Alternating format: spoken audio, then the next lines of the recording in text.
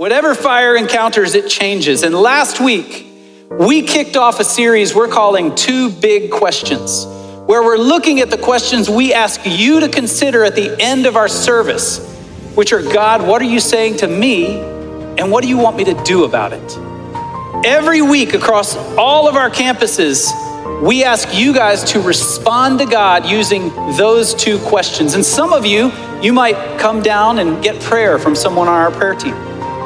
Or you might go to a cross and write something on a piece of paper and pin it to the cross. Or you might go light a candle. And if you go to any Seacoast campus, you will find a candle station. And today I'm going to explain why we do that. So the candles that we use at Seacoast, they're symbolic of fire, which in Scripture almost always represents the power and presence of God. And about a month ago, I told you why the biblical writers so often use fire to describe God. Because fire can provide everything we need for life.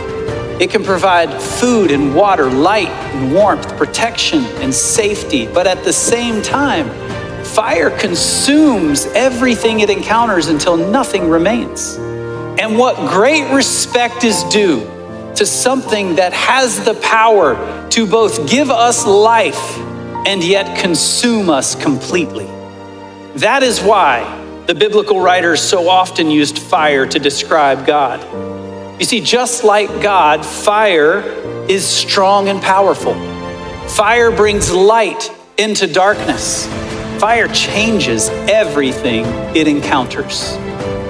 The writer of Hebrews tells us our God is a consuming fire. And God told us through the prophet Jeremiah, "Is not my word like fire, declares the Lord, like a hammer that breaks the rock into pieces?" I mean, at first, listen, those verses don't sound all that positive. Like, who wants to be consumed and who wants to be broken to pieces?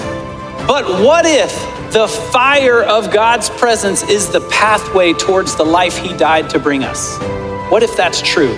Because there are a few things that fire does really, really well. And this will be our outline for today.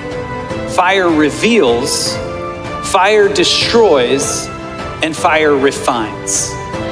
So let's look at that first one for a second. Fire reveals. How many of you have ever been in a power outage? Anybody? Pretty much all of us, right? And what's your first thought during a blackout? Go ahead, shout it at me. Candle, flashlight. Some of you are thinking, what happened to the Wi-Fi? Can someone fix that? Well, before there were flashlights in our homes or on our phones, our solution to a blackout was a candle, right? Because a candle was our way of having the benefit of fire that in a way that's safe and under control. And while the candles we use here at Seacoast are a tangible representation of the fire of God, they are not a perfect one, because there is nothing safe about the fire of God. And the fire of God will never be something that we can control.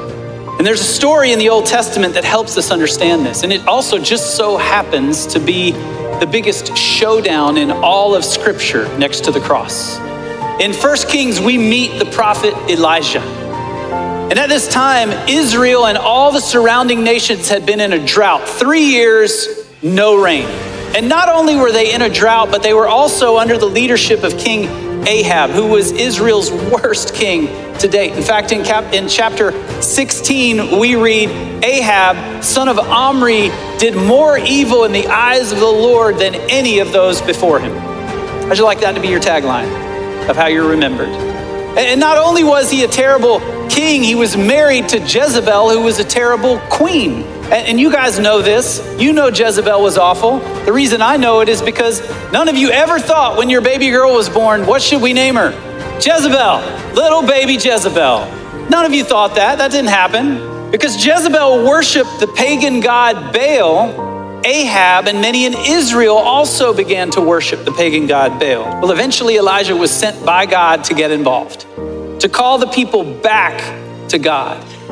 And for this, Ahab hated Elijah and had been looking for a way to kill him. So when he saw Elijah coming, he shouted, "Is that you troubler of Israel?"